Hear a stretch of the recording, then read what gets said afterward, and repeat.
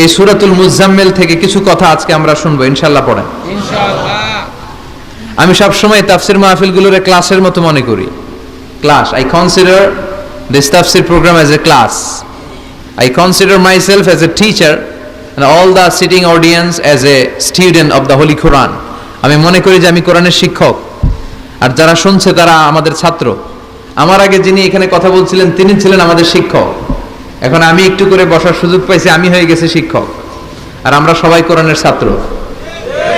খুশি না বেজার? সূরাতুল মুজাম্মিল এটা কোরআনের 29তম পারার একটা সূরা। কততম পারার? এই সূরার আয়াত সংখ্যা 20। আয়াত সংখ্যা কত? এই সূরাটি মাক্কি সূরা। কি সূরা? আচ্ছা, এবার আমি প্রশ্ন করি, আপনারা উত্তর করেন। সূরাতুল মুজাম্মিল কত পারার সূরা? আয়াত সংখ্যা? সূরাটি মাদানী? হ্যাঁ, মাক্কি সূরা। আলহামদুলিল্লাহ পড়েন। এই সূরাটি আল্লাহ তাআলা বিশ্বনবীর নামে ডেডিকেট করেছেন। কার নামে? বিশ্বনবীর অনেকগুলো সুন্দর সুন্দর নাম আছে, শুধু মুহাম্মদ সাল্লাল্লাহু আলাইহি ওয়াসাল্লাম এটাই ওনার নাম নয়, এটা ছাড়াও ওনার অনেক নাম আছে। ওনার একটা নাম আছে আহমদ। কি নাম? ইয়াতি মিন বাদি ইসমুহু আহমদ। মুহাম্মদ ওনার নাম, আহমদ ওনার নাম, তাহা ওনার নাম, মুজাম্মিল এটা ওনার একটা নাম, মুদ্দাসসির এটা ওনার একটা নাম, আবুল কাসেম এটা ওনার একটা নাম, কুনিয়াত। তো বিশ্বনবীর নামে এই সূরাটাকে ডেডিকেট করেছে কে? বিশ্বনবীকে আল্লাহ তাআলা এই সূরার ভেতরে অনেকগুলো ইনস্ট্রাকশন, গাইডলাইন দিয়েছে, পথ নির্দেশিকা। এগুলো আমাদের জীবনেও কাজে লাগবে, ঠিক কিনা? তো এই আল মুজাম্মিল বিশ্বনবীর নামে ডেডিকেট করা একটি সূরা। আবার এই নামে আমাদেরও অনেকের নাম পাওয়া যায়, আছে না নাই? এখানে মুজাম্মিল ভাই কে কে আছে দেখি? মুজাম্মিল কেউ আছে মুজাম্মিল নামে? আছে তো, মাশাআল্লাহ। আল্লাহ মুজাম্মিল ভাইদেরকে তুমি কবুল করো। তো এই সূরার একটা কেন্দ্রীয় আলোচক বিষয় আছে, central subject matter, central theme of the Surah Al Muzzammil. এই পুরো 20টা আয়াতে আল্লাহ কি বুঝাতে চাইলেন আগে সংক্ষেপে এটা আমি বলি। এই পুরো সূরার ভেতরে কেন্দ্রীয় যে আলোচ্য বিষয়টা আল্লাহ আমাদেরকে জানাতে চাইলেন সেটা হচ্ছে আমাদেরকে যে কোনো কাজে নামার আগে নিজেকে প্রস্তুত করে নিতে হবে। বুঝতে পেরেছেন? You have to take huge preparation for a successful mission. আপনি যদি কোনো মিশনে নামতে চান, আপনাকে you have to take preparation, you have to be prepared. নিজেকে প্রস্তুত করে নিতে হবে। বিশ্বনবীকে আল্লাহ তাআলা বড় একটা মিশনে নামাবেন, নবুয়তের মিশন, দাওয়াতি কাজের মিশন, আল্লাহর জমিনে আল্লাহর দ্বীনকে বাস্তবায়নের মিশন, পৃথিবীর বুকে কালিমার পতাকা গেড়ে দেওয়ার মিশন। চিল্লা এখন ঠিক কিনা? তো এত বড় মিশন যে নবী পালন করবে, ওই নবীর প্রিপারেশনের দরকার আছে না নাই?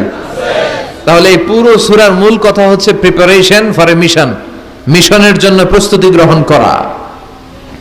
Good preparation is a prerequisite for a successful mission. আপনি যদি একটা মিশনে সফল হতে চান, আপনাকে প্রস্তুতি নিতে হবে। কে নিতে হবে? সবাই বলে প্রিপারেশন নিতে হবে। প্রিপারেশন যদি ভালো হয়, কাজের ফলাফল। প্রিপারেশন যদি খারাপ, ফলাফল। পরীক্ষার আগে যদি প্রিপারেশন ভালো হয়, গোল্ডেন এ প্লাসের সম্ভাবনা আছে না নাই? ইলেকশনের আগে যদি ভালো প্রস্তুতি নেয়, জয়লাভ করার সম্ভাবনা আছে না নাই? সব কাজে প্রিপারেশন লাগে। এই যে আমরা প্রতিদিন সালাত পড়ি, নামাজ আদায় করি, প্রস্তুতি লাগে না? কি প্রস্তুতি লাগে? ওযু করা লাগে, ঠিক কি না? ইয়া আইয়ুহাল্লাযীনা আমানু ইযা কুমতুম ইলাস সালাতি ফাগসিলু ওয়ুজুহাকুম ওয়া আইদিয়াকুম ইলাল মারাফিক ওয়ামসাহু বিরুউসিকুম ওয়া আরজুলাকুম ইলাল কা'বাইন। সুবহানাল্লাহ পড়েন। আল্লাহ ডেকে বললেন, গোলাম যখন নামাজে যাবা, নামাজের প্রস্তুতি নাও। কথাটা কার? আগে চেহারা ধৌত করো, হাত দুইটা কনুই পর্যন্ত ধৌত করো, তারপরে মাথা মাসে করো, তারপর পা ধৌত করো, তারপরে সালাত কায়েম করতে যাও। তার মানে সালাত ইকামাতুস সালাহ, সালাত প্রতিষ্ঠার আগে আপনাকে প্রস্তুতি নিতে হবে। নামাজে যাওয়ার আগে ওযু করা লাগবে, ঠিক কিনা? আবার জুমার নামাজে আপনি যাবেন, এই জুমার নামাজে যাওয়ার আগে প্রস্তুতি আছে না নাই? কি প্রস্তুতি আছে? গোসল করা লাগে, ঠিক কিনা?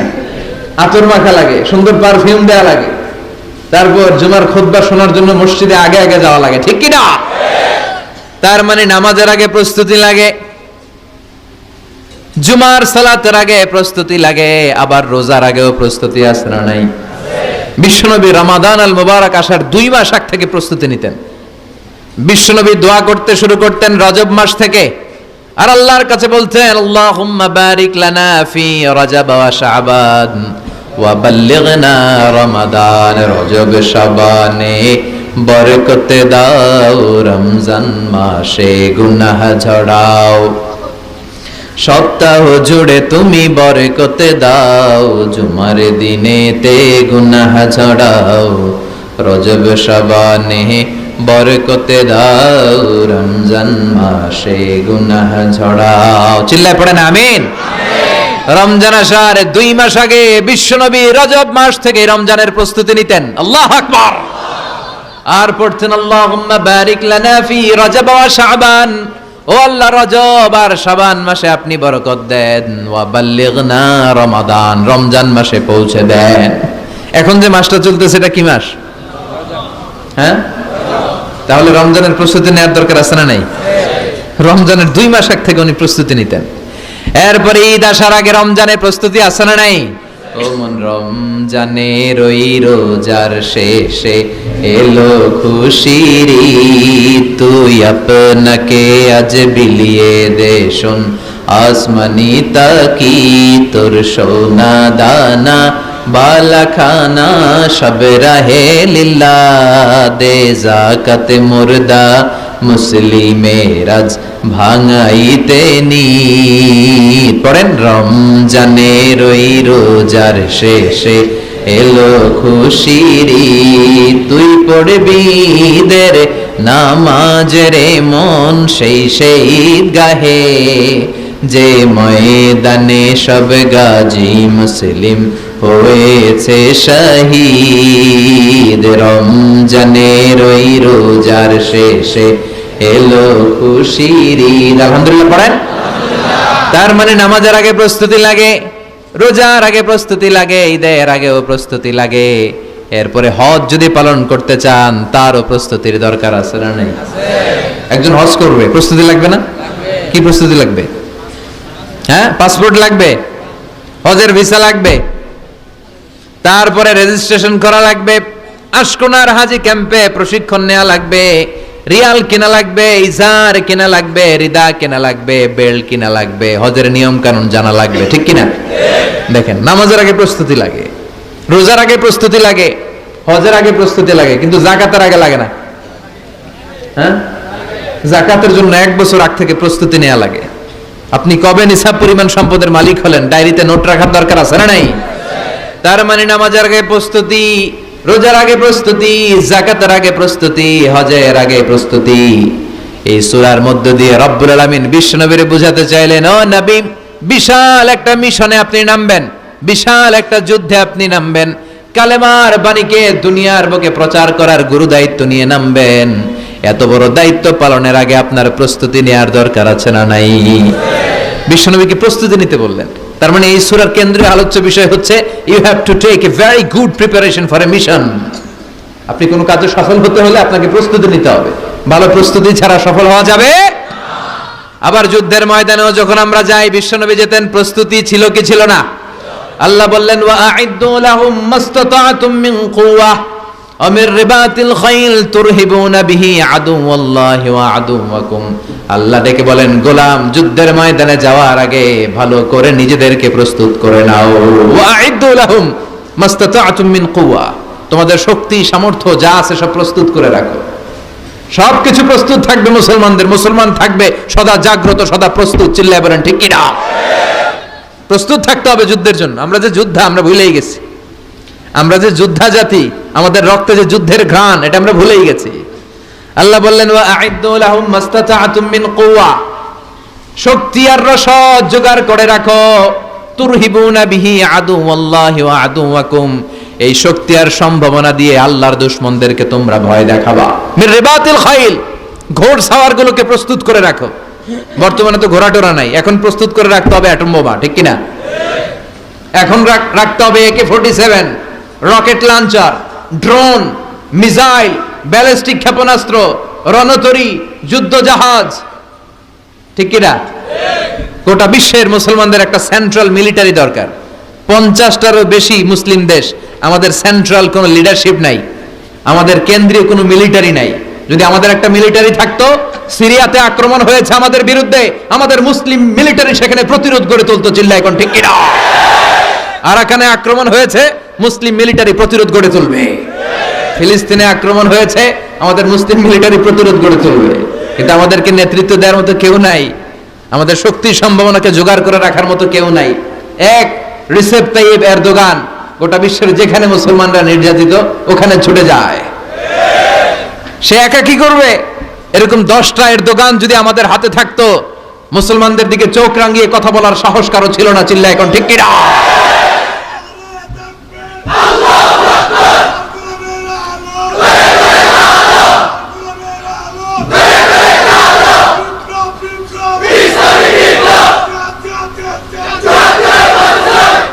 وَأَعِدُّوا لَهُمْ مَا اسْتَطَعْتُم مِّن قُوَّةٍ ও নবী, শক্তি সম্ভাবনা সব কিছু জোগাড় করে রাখেন। মুসলমান থাকবে সদা প্রস্তুত, সদা সজাগ। মুসলমানদের বসে থাকার সময় নাই, ঠিক কি না? তার মানে এই পুরো সূরাতে, সূরাতুল মুজাম্মিলে আল্লাহ তাআলা যে সেন্ট্রাল মেসেজটা বিশ্বনবীকে দিতে চাইলেন সেটা হচ্ছে, নবী প্রস্তুতি নেন। লড়াইয়ের প্রস্তুতি, যুদ্ধের প্রস্তুতি, মিশনে নামার প্রস্তুতি। সুবহানাল্লাহ পড়েন।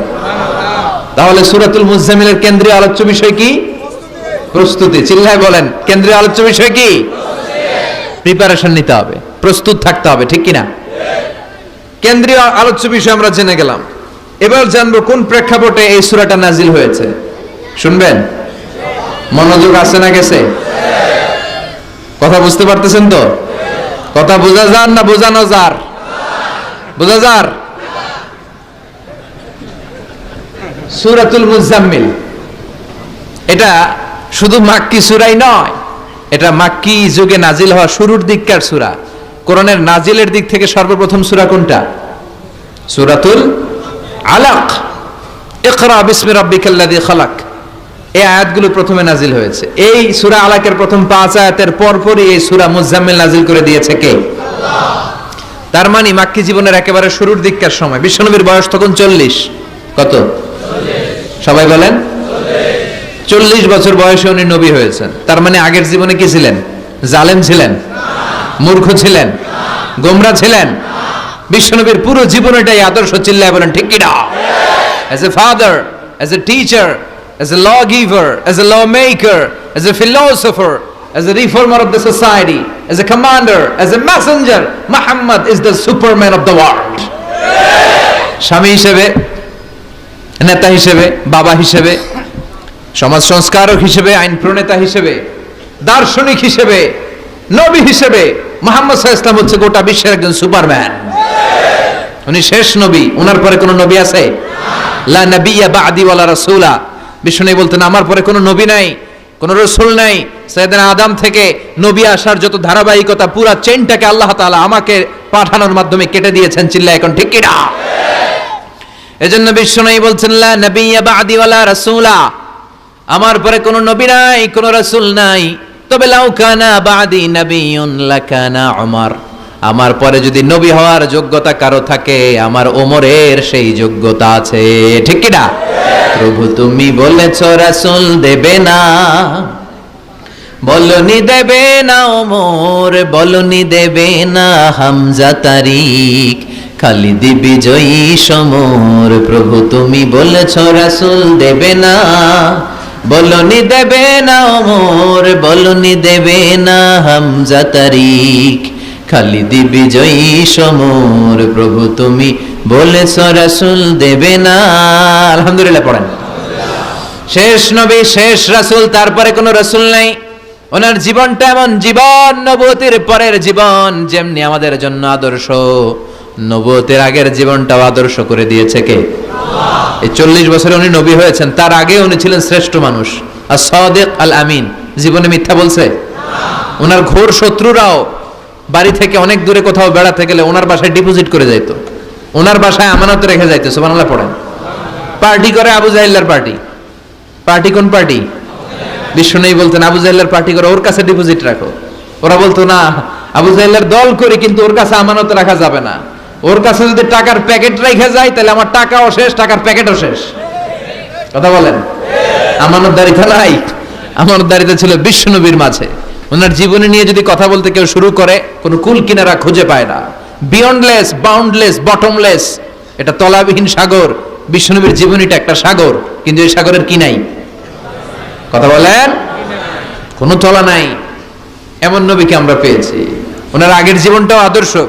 ছোটবেলা থেকে লাজুক ছিলেন।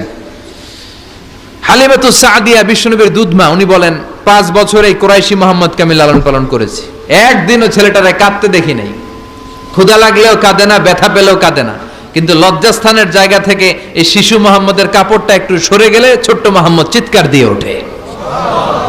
কি নবী ছিলেন! 15 বছর বয়সে হালাফুল ফুদুল একটা সংগঠন করেছে। হালাফুল ফুদুল, যেটাকে বাংলায় আমরা বলি হিলফুল ফুজুল, আসলে শব্দটা হালাফুল ফুদুল। হালাফ মানে শপথ, টু টেক অ্যান ওথ, শপথ নেয়া। ফুদুল হচ্ছে ভালো কাজের উপর। উনি হাতে হাত রেখে যুবকদেরকে নিয়ে মক্কা আইন করলেন। মক্কার জমিনে কোনো দুর্বলের উপর, মাজলুমের উপর কোনো জালিমের অত্যাচার চলতে দেয়া যাবে না। মক্কার বুকে কোনো টেন্ডারবাজি চলবে না, চাঁদাবাজি চলবে না, ধর্ষণ চলবে না, ছিনতাই আর রাহাজানি চলবে না। চিল্লায় এখন ঠিক কিনা? 15 বছর বয়সে পুরো মক্কা শহর কাঁপায় দিয়েছে। উনি তো ওই নবী, সব সময় ছিলেন অন্যায়ের বিরুদ্ধে কঠোর। ওনার ইমানটা এমন ছিল, প্রয়োজনে জ্বলে উঠতো। চিৎকার করে বলেন ঠিক কিনা? যে ইমানে প্রয়োজনে জ্বলে ওঠে না, যে ইমান সত্য ন্যায়ের কথা বলে না, যে ইমান প্রয়োজনে জ্বলে ওঠে না, যে ইমান সত্য ন্যায়ের কথা বলে না, যে ইমান বাস্তবে নাই, যে ইমান অন্তরে নাই, মুখে শুধু ফাঁকা বলি, কি করে তারে বলো ইমানে বলি, কি করে তারে বলো ইমানে বলি, কি করে তারে বলো ইমানে বলি। ঠিক না? ওনার ইমানটা ছিল এমন ইমান, প্রয়োজনে জ্বলে উঠতো ইমানের তেজে। উনি ছিলেন ওই নবী। 40 বছরের আগের জীবনে যেমন, পরের জীবনে তেমন। সুবহানাল্লাহ পড়েন। তো বিশ্বনবী 40 বছর বয়সে ওহী পেলেন। ওনার ওহীর সূচনাটা ছিল আর রুইয়া সালেহা, সত্য স্বপ্ন। বুখারীর প্রথম বাবটা হচ্ছে বাব কাইফা কানা বাদউল ওয়াহী ইলা রাসূলিল্লাহ। আল্লাহ রাসূলের কাছে ওহীর সূত্রপাতটা কেমন হয়েছে শুনবেন। সর্বপ্রথম ছিল স্বপ্ন। উনি রাতে সুন্দর সুন্দর স্বপ্ন দেখতেন। আমরা স্বপ্ন দেখি না? কি স্বপ্ন দেখেন? মারামারি, হরতাল, হ্যাঁ, টাকা।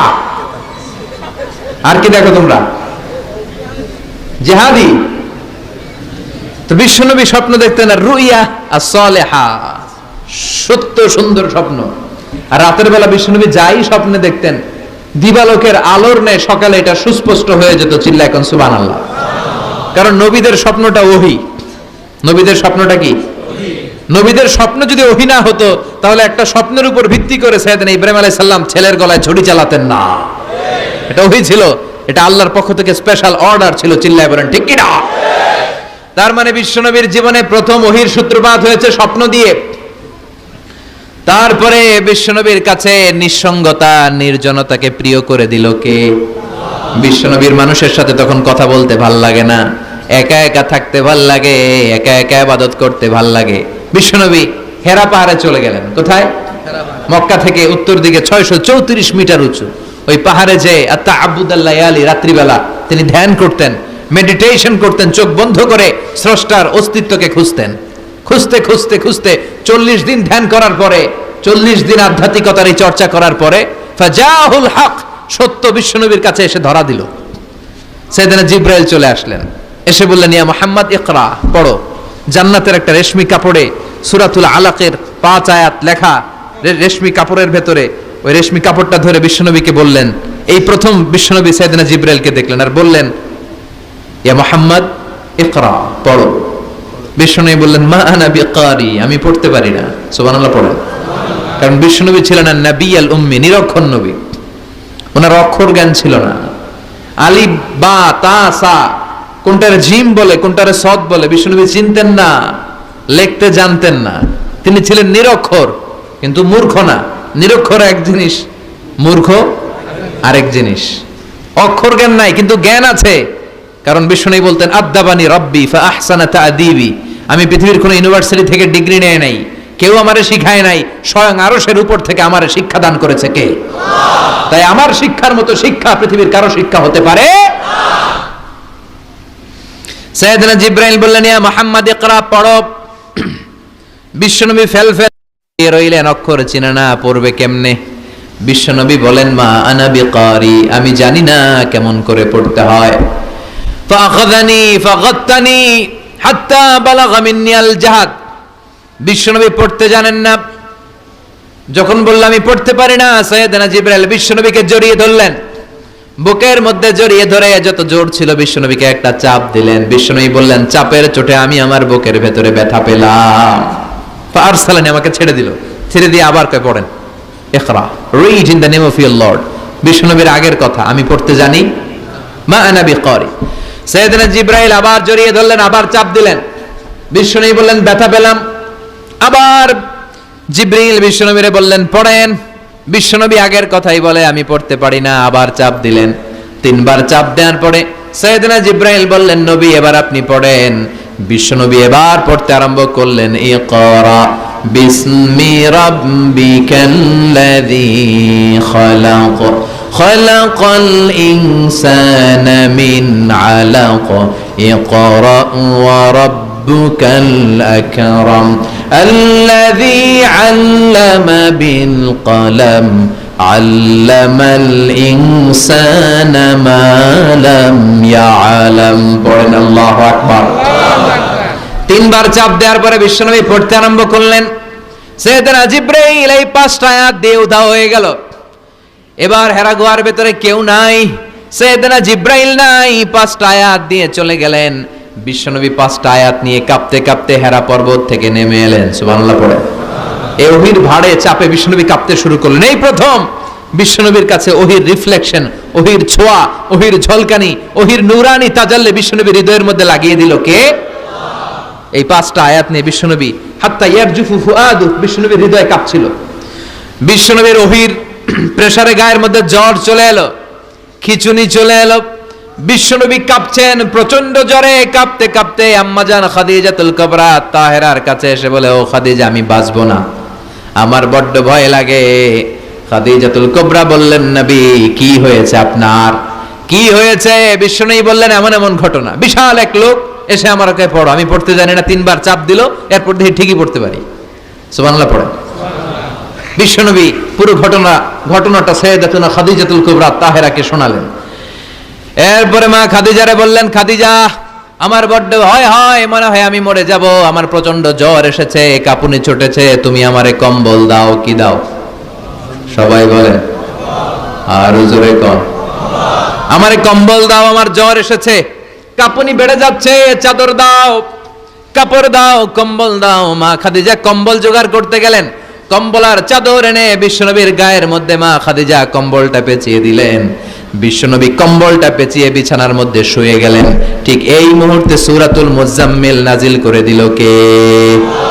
বিশ্বনবী কম্বল গায়ে দিয়ে শুয়ে আছে, আল্লাহ বিশ্বনবীরে ডাক দিলেন, ইয়া আইয়ুহাল মুজাম্মিল কুমিল লাইলা ইল্লা কালিলা। সুবহানাল্লাহ। আল্লাহ কি সোহাগ ভরা আদর মাখা ডাক দিলেন, ইয়া আইয়ুহাল মুজাম্মিল। এর মানে হলো হে কম্বলওয়ালা। কি ওয়ালা? হে কম্বলওয়ালা নবী, মানে হে কমলিওয়ালা নবী। কি নবী? কমলি। হে রাহতে হেলে দুলে নুরানি তনু ওকে আসে হায়, সারা দুনিয়ার হেরে মেরে পর্দা খুলে খুলে চায়, সে যে আমার কমলিওয়ালা কমলিওয়ালা। তার ভাবে বিভোল রাঙা পায়ের তলে, পর্বত জঙ্গল টল মল টলে, খুরমা খেজুর বাদাম জাফরানি ফুল ঝরে ঝরে যায়, সে যে আমার কমলিওয়ালা কমলিওয়ালা। সুবহানাল্লাহ পড়েন। বিশ্বনবীর আল্লাহ ডাক দিলেন, ও কমলিওয়ালা নবী, ও কম্বলওয়ালা নবী দাঁড়ান। বিশ্বনবী কাঁপছিলেন জ্বরের চোটে, খিচুনির চোটে কম্বল গায়ে দিয়ে শুয়ে রইলেন। আল্লাহ নাজিল করলেন, ইয়া আইয়ুহাল মুজাম্মিল, ও কম্বলওয়ালা। ইয়া আইয়ুহাল মুজাম্মিল মানে কি? ও কম্বলওয়ালা, ও কম্বলওয়ালা, ও চাদরওয়ালা, কুম, স্ট্যান্ড আপ, স্ট্যান্ড আপ। যে দায়িত্ব দিছি এখন শোয়া যাবে না, দাঁড়ান। ওই যে বিশ্বনবী দাঁড়ালেন, আর বসার সুযোগটা পায় নাই। মরার আগ পর্যন্ত আর বসার সুযোগ পায় নাই, শ্বাস নেওয়ার সুযোগ পায় নাই, পিছনের দিকে তাকানোর সুযোগ পায় নাই। চিল্লায় বলেন ঠিক কিনা? অনেক শয়তানি হাত ছানি এসেছে, দফায় দফায় নবীর সাথে বৈঠক হয়েছে। বিশ্বনবীকে মক্কার কাফিরেরা 3 দফা দিল। বলল, আব্দুল্লাহর বেটা মুহাম্মদ, নারী চাও নারী দেব, সম্পদ চাও সম্পদ দেব, রাষ্ট্র ক্ষমতা চাও রাষ্ট্র ক্ষমতা দেব, শুধু কালিমার দাওয়াতটা বন্ধ করে দাও। নাউজুবিল্লাহ পড়বেন না? বিশ্বনবী বললেন, তোমাদের 3 দফা, কাফিরদের কয় দফা? জোরে বলেন।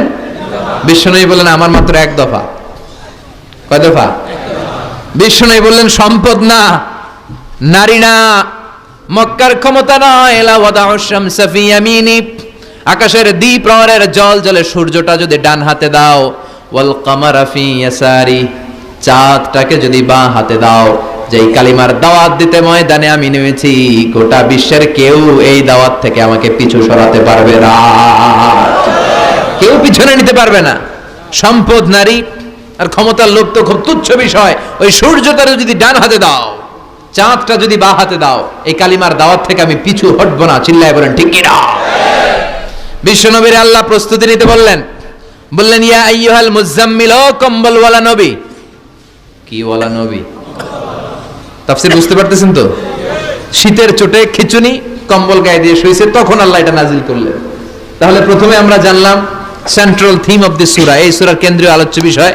এরপরে আমরা জানলাম কোন প্রেক্ষাপটে, কোন সিচুয়েশনে, কোন পরিস্থিতিতে এই সূরাটা নাজিল হয়েছে। বুঝতে পেরেছেন?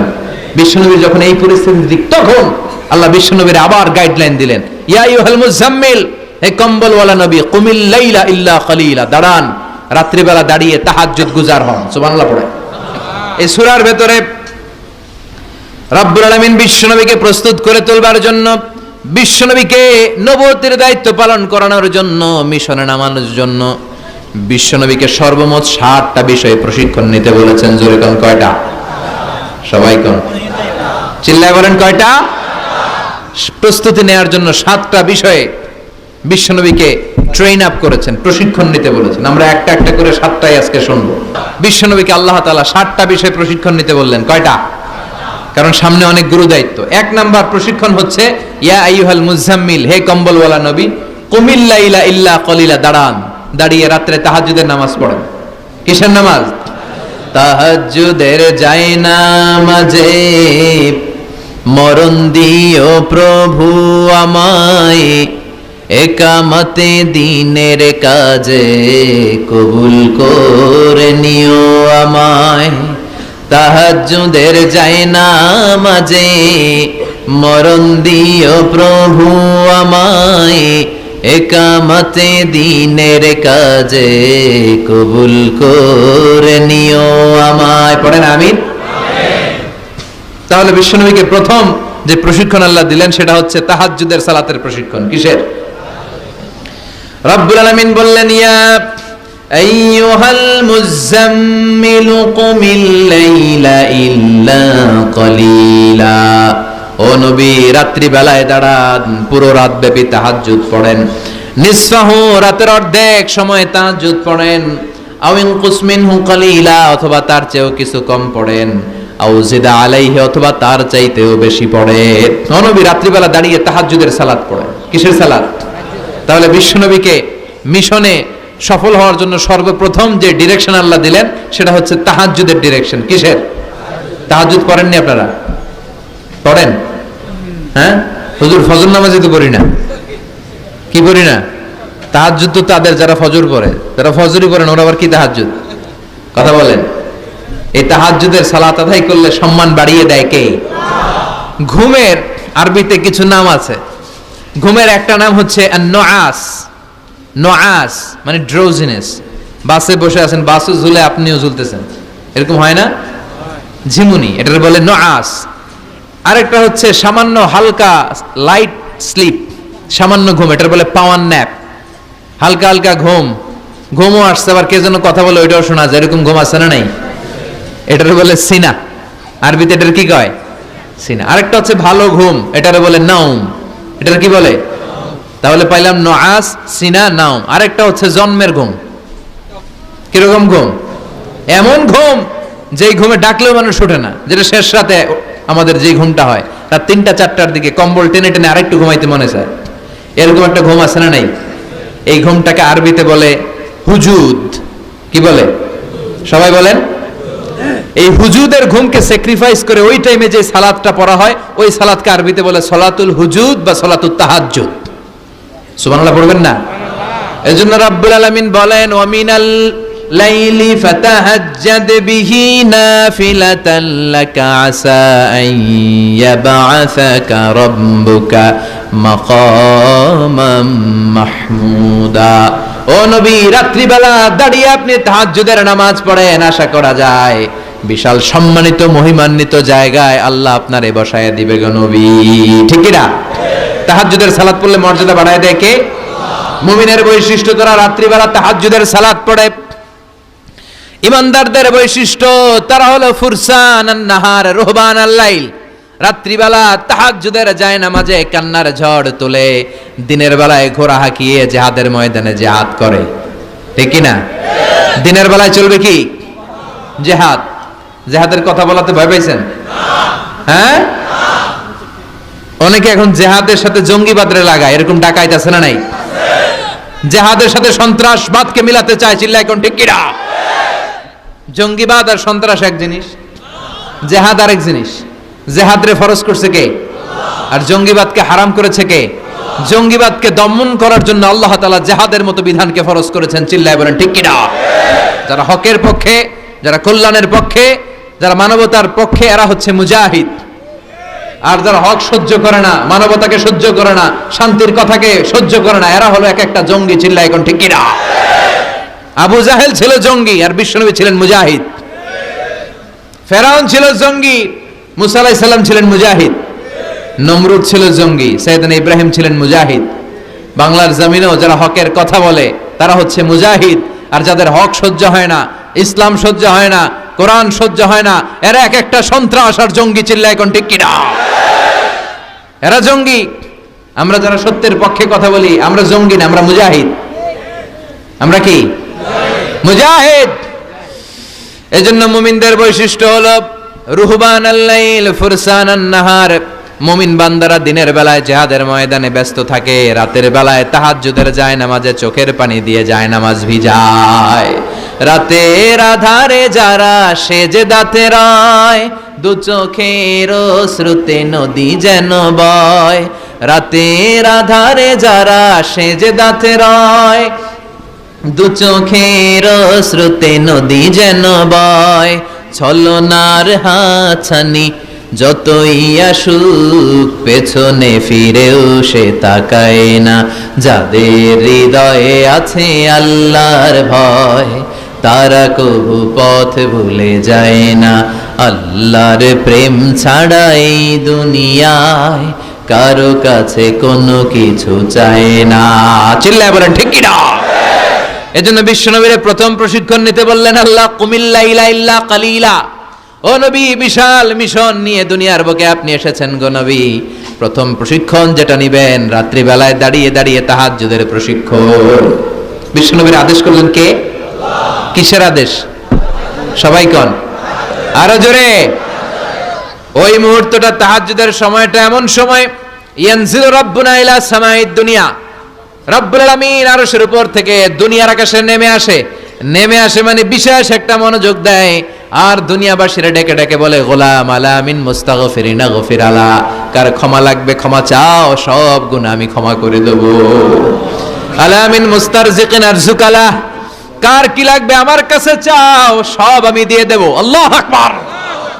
আলা মিন মুস্তাকসিন আকসুলা, যার জামা দরকার জামা চাও, জামা দেব। ক্ষমতা দরকার ক্ষমতা চাও, ক্ষমতা দেব।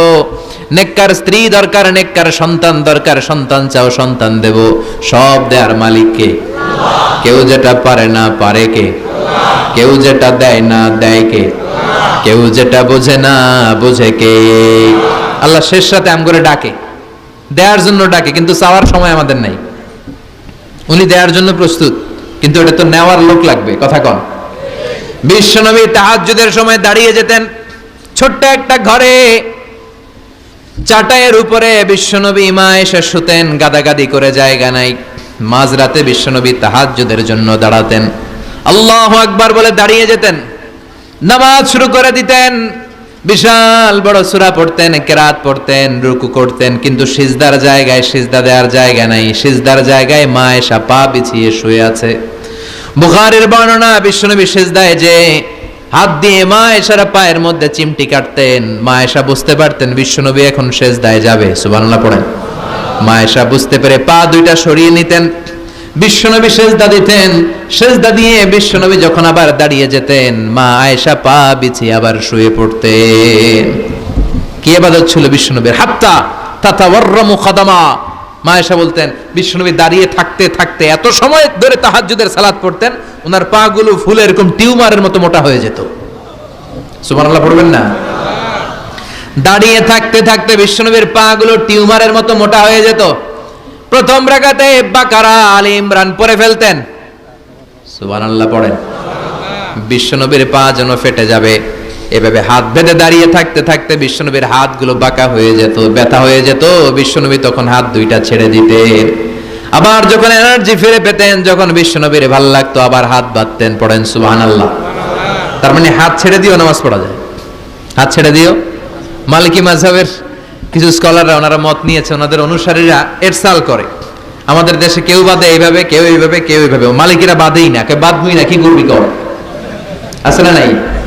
আপনি যদি হজ করতে যান মক্কা মদিনায় এই আমলগুলো দেখতে পারবেন। এটা সুন্নাত একটা আমল। হাত ছেড়ে দিলেও যেখানে সালাত হয়ে যায় ওই জায়গায় কই বাঁধবে এই নিয়ে কিলাকিলি আছে না নাই? উপরে না নিচে, আমিন জোরে না আসতে, আছে না নাই? পেকুয়াতে মাশাআল্লাহ এগুলা নাই। হ্যাঁ, পেকুয়াতে এগুলো আছে। বিশ্বনবী লম্বা সময় দাঁড়িয়ে তাহাজ্জুদ পড়তেন। তাহাজ্জুদ পড়লে আপনার মর্যাদা বাড়ায় দিবে কে? সাইয়েদনা জিবরাইল বললেন, ইন্না শারাফাল মুমিন ফি কিয়ামিল লাইল।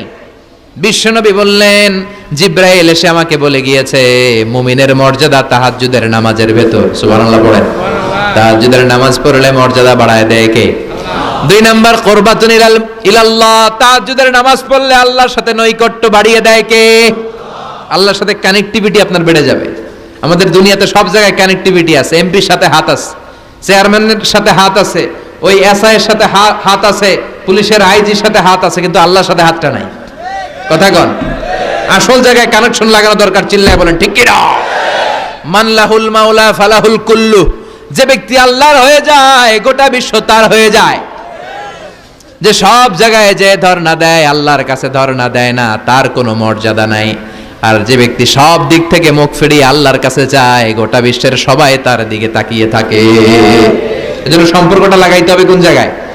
তার মানে তাহাজ্জুদ পড়লে মর্যাদা বেড়ে যায়, আল্লাহর সাথে সম্পর্ক বেড়ে যায়। বিশ্বনবী বললেন, মানহাতুনা আনিল ইসিম। তাহাজ্জুদের নামাজ পড়লে তাহাজ্জুদের নামাজ আপনারে পাপ কাজ থেকে বাধা দিবে। সুবহানাল্লাহ পড়েন। তাহাজ্জুদ যারা পড়ে এরা পাপ কাজ করে না। চিল্লায় কোন ঠিক কি না? 4 নম্বরে মুকাফফিরাতুন লিসাইয়্যাত। পাপ আর অন্যায় যদি কিছু হয়েও থাকে, তাহাজ্জুদের নামাজ পড়লে তাহাজ্জুদের নামাজ পাপগুলোরে ধুয়ে মুছে সাফ করে দেয়। এজন্য তাহাজ্জুদ পড়ার দরকার আছে না নাই? বিশ্বনবী বললেন আপনার প্রথম প্রশিক্ষণ হচ্ছে তাহাজ্জুদের প্রশিক্ষণ। কিসের প্রশিক্ষণ? এজন্য আল্লাহ বললেন, ইয়া আইয়ুহাল মুযাম্মিলু কুমিল লাইলা ইল্লা কলিলা নিসফাহু আও ইনকুস মিনহু কলিলা আও জিদ আলাইহি ওয়া রাত্তিলিল কুরআনা তারতিলা। সুবহানাল্লাহ পড়ো। 1 নাম্বার প্রশিক্ষণ চলে গেল। 1 নাম্বার প্রশিক্ষণ কি ছিল? তাহাজ্জুদ। আওয়াজ করে বলেন না, কি ছিল? 2 নাম্বার প্রশিক্ষণ, ওয়ারাত্তিলিল কুরআনা তারতিলা। ও নবী, মন গড়া কোরআন তেলাওয়াত করবেন না, যেমন মন চায় তেমন কোরআন পড়া যায় না। ওয়ারাত্তিলিল কুরআনা তারতিলা। তারতিলের সাথে, তাজবিদের সাথে, মাখারিজুল হুরুফ মেইনটেইন করে আপনি তারতিলের সাথে তেলাওয়াত করেন। যারা তারতিলের সাথে তেলাওয়াত করেন কিয়ামতের দিন আল্লাহ বলবে, ইকরা ওয়ারতাকি ওয়ারাত্তিল কামা কুনতা তুরাত্তিলু ফিদ দুনিয়া। দুনিয়াতে যেমনি পড়েছো পড়ো, যত আয়াত পড়বা জান্নাতের বিল্ডিং তত লম্বা হয়ে যাবে। আল্লাহু আকবার। সাইয়েদনা আনাস রাদিয়াল্লাহু তাআলা আনহু ছিলেন বিশ্বনবীর খাদেম। সাইয়েদনা আনাসকে জিজ্ঞেস করা হলো কাইফা কানা কিরাআতু রাসূলিল্লাহ, ও আনাস বিশ্বনবীর কোরআন তেলাওয়াত কেমন ছিল? সাইয়েদনা আনাস